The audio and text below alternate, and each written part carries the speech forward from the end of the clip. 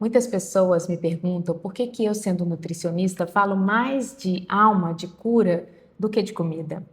Eu vou te contar. Seja bem-vinda a esse lugar onde o principal objetivo é que as nossas conversas possam trazer cura para você. Seja bem-vinda.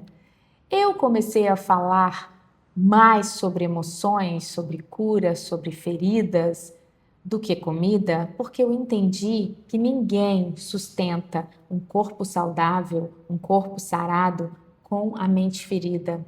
Ninguém sustenta uma rotina fitness com as emoções feridas, mal resolvidas, com traumas. Então, esse foi o caminho que eu busquei, juntando a minha formação, que é a nutrição, com a psicanálise, mas a verdade é que a escola da vida que me ensinou ao longo de muita superação, de violência doméstica, de dependência emocional, que existe um caminho para a gente sair do modo sobrevivência para um autocuidado real. E esse foi a minha trajetória.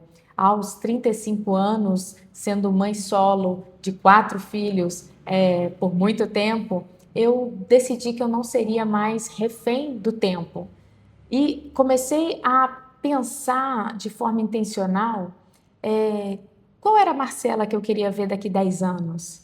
E se você traz isso como uma fotografia intencional na sua mente, as coisas começam a fazer mais sentido.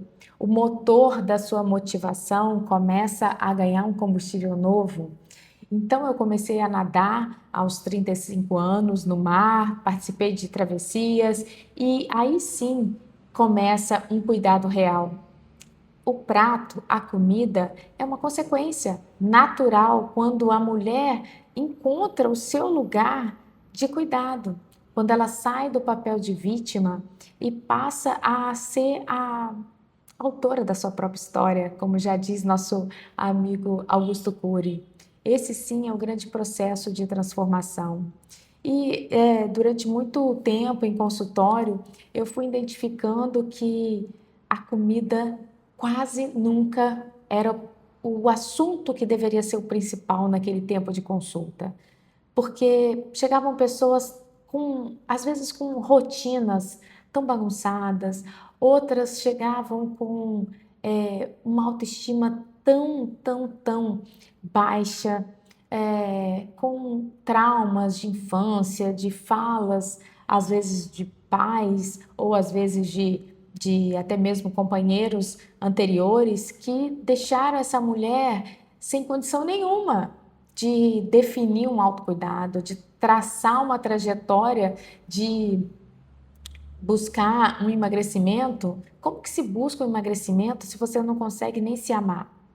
Como que você vai buscar uma melhora no seu estilo de vida, aprender a se alimentar melhor, fazer exercício, se você não tem orgulho da sua história, se você não está apaixonada pela sua vida? Então, esse é o principal motivo que eu sim parei muito de falar de comida e passei a falar de alma, de cura, de transformação, de amor próprio, de autocuidado.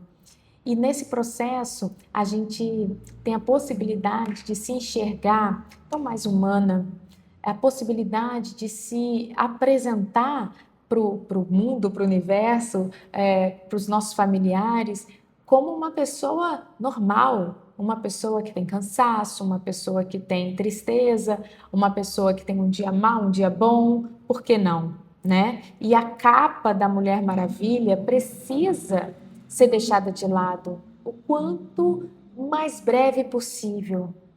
Reflita sobre isso, pense sobre isso, porque de experiência própria eu posso te dizer, eu percebi os meus filhos me admirando mais a partir do momento que eu determinei um autocuidado para mim. Eu vejo os olhos deles brilhando de como eu lido com a minha vida, com o meu corpo, com a minha rotina, com o fato de eu ter aprendido a me priorizar, até em detrimento de filhos. Sim, mulheres. Talvez você possa dizer assim, mas você está falando isso porque seus filhos estão criados já, são adultos, mas eu estou falando aí de um histórico de mais de 10 anos atrás, então não eram adultos nem criados. Foi um choque, sim, mas é um choque lento, graças a muita terapia, muito processo de autoconhecimento, é que a gente vai aprendendo a se reencontrar, a se permitir ser prioridade na nossa própria vida.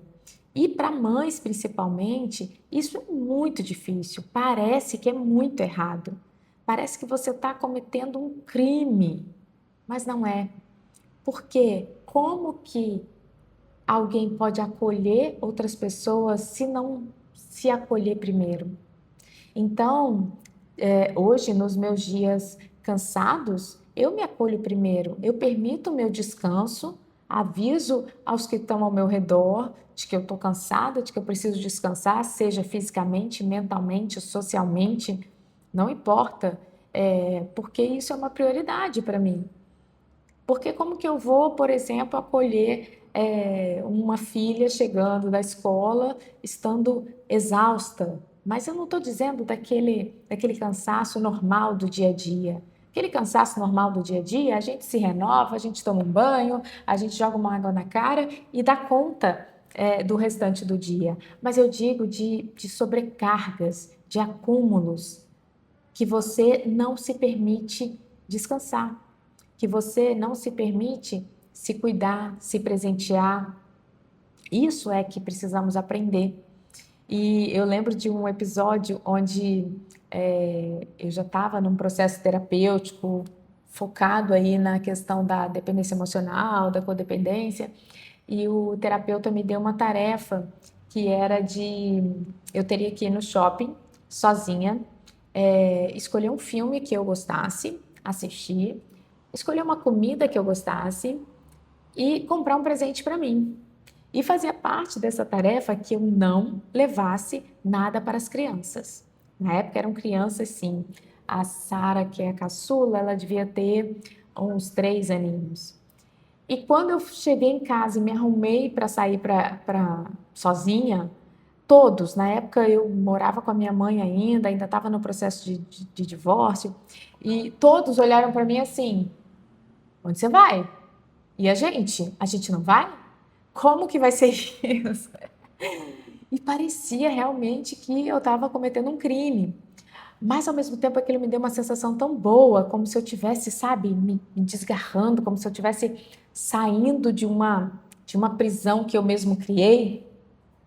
Agora, foi muito difícil eu chegar no shopping somente para mim, por mim, para mim. Eu não sabia mais que tipo de filme que eu gostava de assistir, eu não sabia que tipo de comida eu gostava, porque sempre a prioridade era atender os outros. Na época era atender aos filhos, sim, mas às vezes você está com prioridade de atender o seu patrão, as demandas da empresa, ou o marido, ou os pais. Sempre tem alguém em volta que a gente acaba priorizando e nos deixando de lado. E eu lembro que chegou uma hora que eu percebi tanto esse desconhecimento de mim mesma, que eu fui ao banheiro e quando veio eu estava chorando dentro do banheiro, porque eu percebi quanto eu tinha me distanciado de mim, quanto eu tinha me abandonado. E cumpri a tarefa, eu sempre fui muito diligente no cumprimento das tarefas, mesmo sem entender, mesmo sem fazer, sem imaginar que fazia sentido.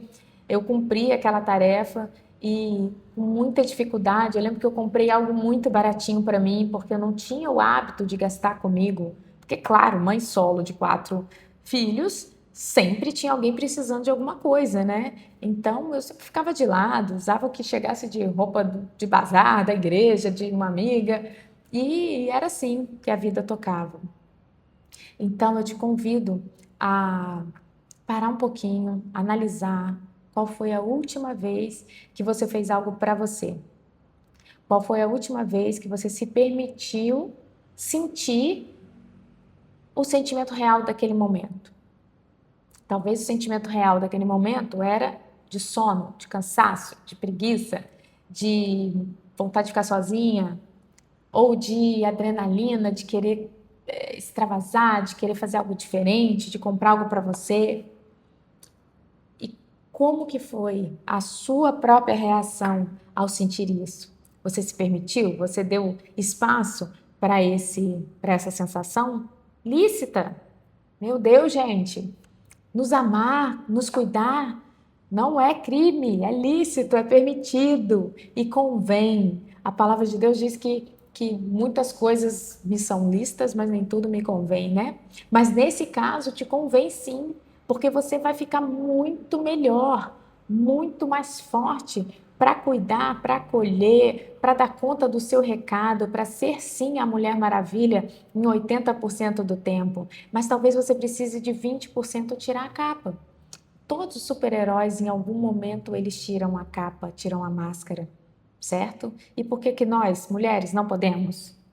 Então, fica aqui com um carinho o meu convite para você se desarmar, se permitir, não ser Mulher Maravilha 24 horas.